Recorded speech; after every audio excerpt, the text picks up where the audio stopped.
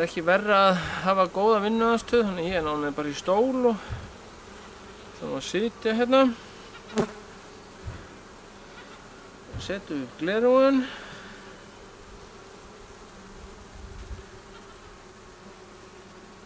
Hérna það sýnilega búin að setja frjókorn og þær setja sem sagt alltaf frjókornin í umhverfi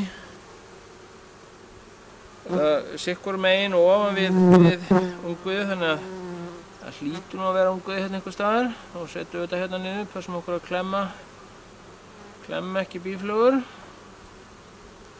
Svona.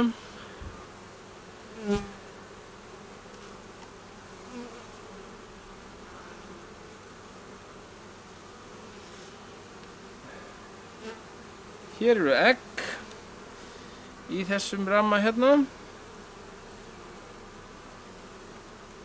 Þannig að ég er nú bara sáttur við það, en hún hefur sýnilega ekki byrjað að verpa alveg strax.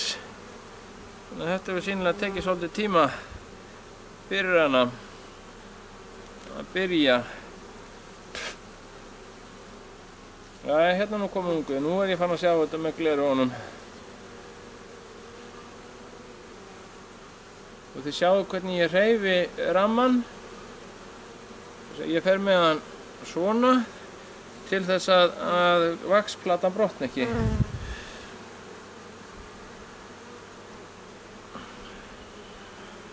Þá er þetta sem sagt komnir hérna 2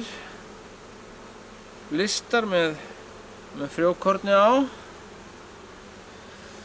Nei, með ungvið á segi ég. Og hérna er 3.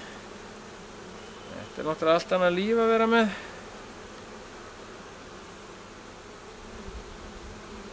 Gleraugu sko, 3.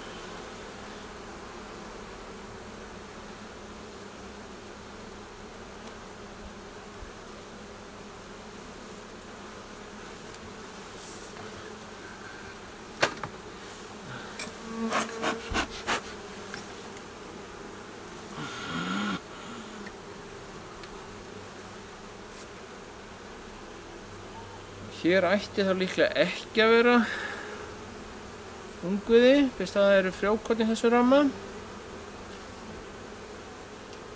En hérna er egg. Það er spurning hvort að þið sjáu þetta hérna. Já. Þau kemur þetta alveg hérna nálægt.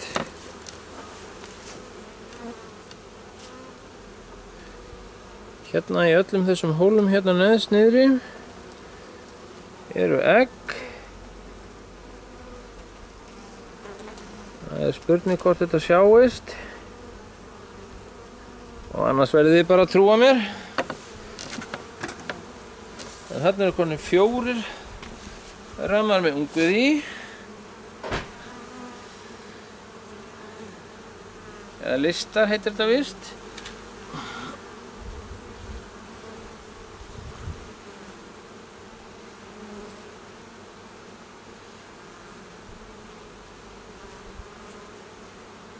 Það er nú ekkert á þessum hérna.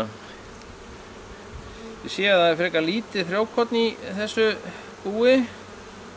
Ég ætla að sækja mér hérna frjóköku.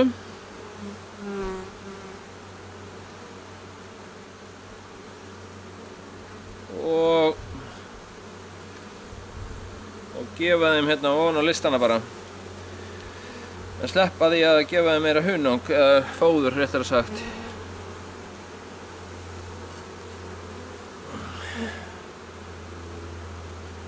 Og svo er mikilvægt að því ég sá nú ekki drottninguna, hún hefur annarkvort skriðið inn á veggina eða hvað hún hefur gert, að hún sé ekki eftir hérna í kassanum við hliðina.